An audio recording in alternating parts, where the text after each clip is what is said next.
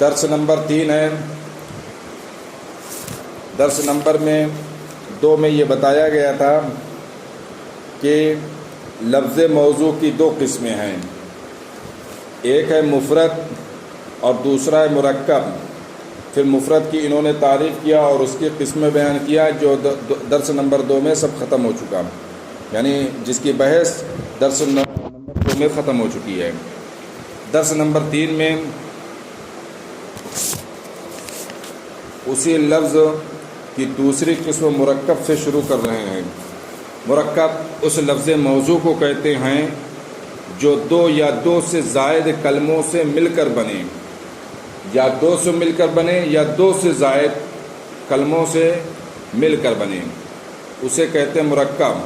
جیسے لیلۃ القدر، تو لیلہ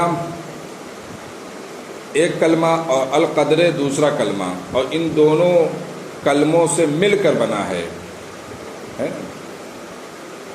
یعنی دونوں لفظوں کے درمیان لیلہ اور القدر، ان دونوں کے درمیان اضافت کی نسبت ہے، یعنی اس نسبت نے دونوں کے درمیان دونوں لفظ کو آپس میں جوڑ دیا ہے، تو مرکب ہو گیا.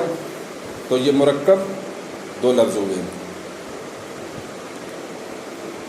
اسوۃ حسنہ، اسوہ ایک الگ لفظ ہے، حسنۃ دوسرا لفظ ہے، ان دونوں لفظوں سے ملا کر یہ مرکب ہوا ہے. نحن انصار اللہ، یہاں 3 لفظ ہے، ایک نحن ہے، دوسرا انصار ہے، تیسرا کلمہ جلالت ہے نا. تو لیلۃ القدر یہ مرکب اضافی کی مثال تھی، اسوۃ حسنہ یہ مرکب توصیفی کی مثال تھی، اور نحن انصار اللہ یہ مرکب مفید کی مثال ہے. 3 لفظ ہیں، ہم اللہ کے مددگار ہیں. مرکب کی 2 قسمیں ہیں. پھر مرکب کی انہوں نے 2 قسمیں بیان کیا، ایک ہے مرکب مفید، دوسرا ہے مرکب غیر مفید. مرکب مفید کسے کہتے ہیں؟ جسے سن کر کسی واقعہ کی خبر یا کسی چیز کی طلب معلوم ہو. جب آپ کوئی بات سنیں تو یا تو اس سے کسی چیز کی طلب معلوم ہو یا تو اس سے کسی چیز کی سوچنا خبر ملے، تو آپ سمجھ جائیں کہ وہ مرکب مفید ہے. مثال کے طور پر یہ بھی کہا گیا قضیت الصلاۃ، و نماز ادا کی گئی، نماز ادا کی جا چکی، نماز ہو چکی. جب آپ نے یہ بات کہی تو سننے والے کو یہ معلوم ہوتا ہے کہ نماز کی ادائیگی ہو چکی ہے، اسے اس چیز کی خبر ملی، اس واقعے کی خبر ملی. اللہ خبیر، اللہ خبر رکھنے والا ہے. تو جب کسی نے یہ کہا کہ اللہ خبر رکھنے والا ہے تو سننے والے کو یہ ملا، یہ خبر ملی، سننے والے کو یہ فائدہ حاصل ہوا کہ اسے یہ معلوم ہو گیا کہ اللہ رب العزت خبر رکھتا ہے.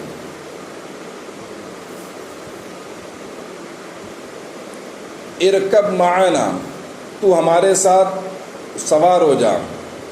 تو یہاں پر کسی واقعے کی خبر نہیں معلوم ہو رہی ہے، بلکہ یہاں پر کسی چیز کی طلب معلوم ہو رہی ہے کہ تو ہمارے ساتھ سوار ہو جا.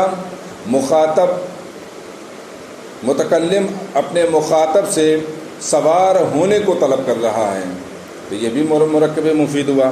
لا تاکلوا الربا، تم سود نہ کھاؤ.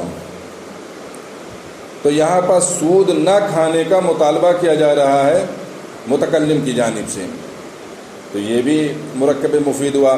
تو حاصل کلام یہ ہے کہ مرکب مفید اس مرکب کو کہتے ہیں جس مرکب کو سن کر کسی واقعہ کی خبر یا کسی چیز کی طلب معلوم ہو. جیسا کہ یہ 4 مثال ہیں، 2 مثالوں سے واقعے کی خبر معلوم ہوتی ہے اور 2 مثالوں سے طلب معلوم ہو رہی ہے، تو یہ مرکب مفید کہلائے گا. مرکب مفید کو مرکب تام بھی کہتے ہیں، جملہ بھی کہتے ہیں اور کلام بھی کہتے ہیں. اس کی 2 قسمیں، جملہ خبریہ اور جملہ انشائیہ. پھر جملہ خبریہ کی تعریف کر رہے ہیں، وہ جملہ ہے جس کے کہنے والے کو سچا یا جھوٹا کہا جا سکے. جیسے الولد نائم یا طلع البدر. الولد نائم لڑکا سو رہا ہے. طلع البدر ماہ کامل طلوع ہوا. طلع البدر ماہ کامل طلوع ہوا. تو جب کسی نے آپ کو یہ خبر دی کہ لڑکا سو رہا ہے، یہ جملہ خبریہ ہے، اس لیے کہ الولد قائم، جس نے یہ جملہ کہا ہے اس کے کہنے والے کو آپ سچا یا جھوٹا کہہ سکتے ہیں. یعنی یہ کہہ سکتے ہیں کہ جس آدمی نے جس نے بھی یہ کہا الولد نائم، لڑکا سو رہا ہے، آپ یہ کہہ سکتے ہیں کہ یہ صحیح بول رہا ہے. آپ یہ بھی کہہ سکتے ہیں کہ یہ جھوٹ بول رہا ہے، لڑکا سو نہیں رہا بلکہ جاگ رہا ہے. طلع البدر ماہ کامل طلوع ہوا. تو اس جملے کو بھی آپ سچا یا جھوٹا کہہ سکتے ہیں کہنے والے کو. تو معلوم ہوا کہ وہ جملہ جس کے کہنے والے کو سچا یا جھوٹا کہا جا سکے وہ جملہ خبریہ ہوتا ہے. اس کی دو قسمیں ہیں، جملہ اسمیہ اور جملہ فعلیہ. جملہ اسمیہ وہ جملہ ہے جس کا پہلا جز اسم ہو. جیسے الرسول صادق میں الرسول یہ پہلا جز ہے اور یہی پہلا جز اسم ہے. اس میں الرسول مسند ہے، اس کو مبتدا کہتے ہیں. صادق مسند ہے، اس کو خبر کہتے ہیں. جملہ فعلیہ وہ جملہ ہے جس کا پہلا جز فعل ہو. جیسے احل اللہ، اللہ نے حلال کیا. اس میں احل مسند ہے، اس کو فعل کہتے ہیں. اور اس میں جلالت، کلمہ جلالت مسند ہے، اس کو فاعل کہتے ہیں. مسند وہ ہے جس کی طرف کوئی چیز اس طرح منسوب ہو کہ سننے والے کو کوئی خبر یا طلب معلوم ہو. چونکہ مسند علیہ پر کسی چیز کا حکم ہوتا ہے اس لیے اس کو محکوم علیہ بھی کہتے ہیں. مسند علیہ کی انہوں نے تعریف کیا جس کی طرف کوئی چیز اس طرح منسوب ہو کہ سننے والے کو کوئی خبر یا طلب معلوم ہو. مثال کے طور پر الولد نائم، لڑکا سو رہا ہے. سونے کی نسبت کدھر کی جا رہی ہے؟ لڑکے کی طرف. سونے کی نسبت لڑکے کی طرف. جس کی، اور مسند علیہ کس کو کہتے ہیں؟ جس کی طرف کسی چیز کی اس طرح نسبت کی جائے، جس کی طرف کسی چیز کی اس طرح نسبت کی جائے. الولد نائم میں سونے کی نسبت ولد کی جانب کی جا رہی ہے. کہتے ہیں کہ سننے والے کو کوئی خبر یا طلب معلوم ہو تو یہاں پر سونے کی نسبت ولد کی جانب کی جا رہی ہے. اس طرح کی جا رہی ہے کہ سننے والا جب سنتا ہے تو اسے یہ خبر معلوم ہوتی ہے کہ لڑکا سو رہا ہے.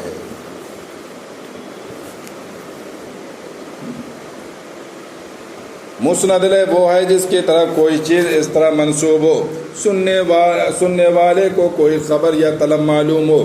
چونکہ مسند علیہ پر کسی چیز کا حکم ہوتا ہے اس لیے اس کو محکوم علیہ بھی کہتے ہیں. جیسے العلم نور، علم نور ہے. تو یہاں پر آپ دیکھیں العلم مسند علیہ ہے، نور مسند ہے. اور مسند علیہ کی تعریف آپ کے سامنے یہ بتائی گئی جس کی طرف کوئی چیز اس طرح منسوب ہو. العلم نور، جس کی طرف العلم، جس کی طرف کوئی چیز اس طرح منسوب ہو. نور، علم نور ہے. نور ہونے کی نسبت کس کی طرف کی جا رہی ہے؟ علم کی جانب کی جا رہی ہے، العلم کی جانب کی جا رہی ہے. تو معلوم ہوا نور کی نسبت العلم کی جانب اس طرح کی جا رہی ہے کہ سننے والے کو خبر معلوم ہو رہی کہ علم نور ہے، اندھیرا نہیں بلکہ نور ہے. یہ خبر معلوم ہوئی کہ علم روشنی ہے، علم ایک نور ہے. اب علم کو کیا کہیں گے؟ مسند ہے. کیونکہ اسی کی طرف العلم کی طرف نور کی نسبت کی گئی ہے اور یہ اس نسبت کرنے سے یہ فائدہ حاصل ہوا کہ سننے والے کو خبر معلوم ہو. اذهب پہلی مثال میں العلم، دوسری مثال میں انت، ضمیر مستتر مسند علیہ اور محکوم علیہ ہے. اذهب میں آپ دیکھیں اذهب فعل امر ہے، صیغہ واحد مذکر حاضر. اس میں انت کی ضمیر پوشیدہ فاعل، انت کی ضمیر مستتر ہے. اذهب تو جا، اذهب تو جا. جانے کی نسبت کس کی طرف کی جا رہی ہے؟ مخاطب کی طرف. تو، انتا، تو، یہی مخاطب ہے. اذهب کی نسبت انتا کی طرف کی جا رہی ہے، یعنی مخاطب کی طرف کی جا رہی ہے. وہی انتا کی طرف جو انتا مخاطب کے لیے ہے. تو جانے کی نسبت انتا کی طرف، ذہاب کی نسبت انتا کی طرف. اور مسند علیہ کے بارے میں آپ جانتے ہی ہو، جس کی طرف ذہاب کی نسبت انتا کی طرف، اور مسند علیہ کے بارے میں آپ جانتے ہو جس کی طرف کوئی چیز اس طرح منسوب ہو. ذہاب انتا کی طرف اس طرح منسوب ہے کہ سننے والے کو یہ طلب معلوم ہوتی ہے. کیا طلب؟ کہ مجھ سے، مخاطب سے جانے کا مطالبہ کیا جا رہا ہے. اذهب انتا، تم جاؤ، یعنی مخاطب سے جانے کا مطالبہ کیا جا رہا ہے، مخاطب سے جانے کو طلب کیا جا رہا ہے. تو اب انتا جو ہے ضمیر مستتر، اس میں وہی مسند علیہ ہے، وہی محکوم علیہ ہے. مسند وہ ہے جو کسی چیز کی طرف اس طرح منسوب ہو. مسند وہ ہے جو کسی چیز کی طرف اس طرح منسوب ہو، سننے والے کو کوئی خبر یا طلب معلوم ہو. مسند علیہ کی آپ نے اگر اچھے سے تعریف سمجھ لیا ہے تو پھر آپ کو مسند کی تعریف سمجھنے میں کوئی دقت نہیں ہوگی. مسند علیہ میں یہ ہوتا ہے جس کی طرف کوئی چیز منسوب ہو، اور مسند میں ہوتا ہے کہ جو کسی چیز کی طرف منسوب ہو، یعنی منسوب ہونے والا لفظ و کلمہ وہی مسند ہوتا ہے. جیسے العلم و نور میں ہی دیکھ لیں، منسوب ہونے والا لفظ و کلمہ کون ہے؟ نور ہے. جس کی طرح منسوب ہے وہ العلم ہے، تو منسوب ہونے والا جو لفظ ہے وہ نور ہے. وہی نور کیا ہے؟ مسند ہے. چونکہ مسند کے ذریعے کسی چیز پر، کسی شے پر حکم لگایا جاتا ہے، اس لیے اس کو محکوم بھی کہتے ہیں. جیسے اللہ خالقن، جیسے اللہ خالقن، اللہ خالق ہے. خالق ہونے کی نسبت اللہ پیدا کرنے والا ہے. پیدا کرنے کی نسبت کس کی جانب کی گئی؟ کلمہ جلالت کی جانب کی گئی ہے. تو پیدا کرنے کی نسبت کلمہ جلالت کی جانب. مسند کی تعریف یہ ہے جو کسی چیز کی طرف منسوب ہو. اللہ خالقن، اللہ پیدا کرنے والا ہے، پیدا کرنے کی نسبت کلمہ جلالت کی جانب. مسند وہ ہے جو کسی چیز کی طرف اس طرح منسوب ہو. تو یہاں پر پیدا کرنے کی نسبت، خلق کی نسبت کلمہ جلالت کی جانب ہے، اور اس طرح ہے کہ اس کے سننے سے خبر معلوم ہو رہی ہے، یعنی اللہ پیدا کرنے والا ہے. اطلب، یہاں پہ طلب معلوم ہو رہی ہے. تو اطلب کی بھی وہی بات ہے جیسے عظام میں. اطلب فعل امر صیغہ واحد مذکر حاضر، اس میں انتا کے ضمیر پوشیدہ فاعل، فعل اپنے فاعل ضمیر کا جملہ فعلیہ انشائیہ ہوا. اطلب میں طلب، اطلب تو طلب کر، تو طلب کر، تو بلا.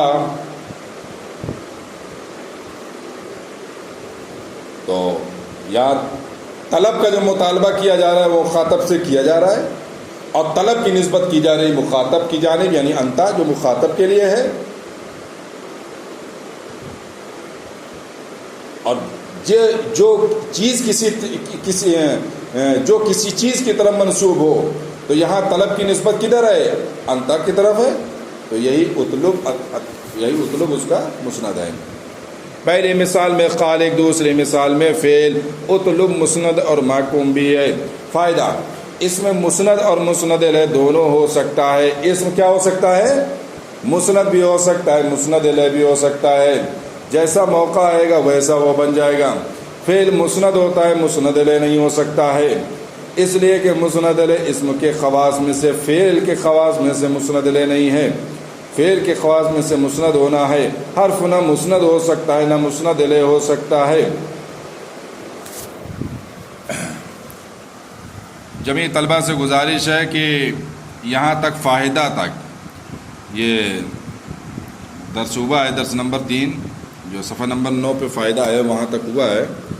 انشاءاللہ اس کو آپ لوگ یاد کر لیں اچھے سے.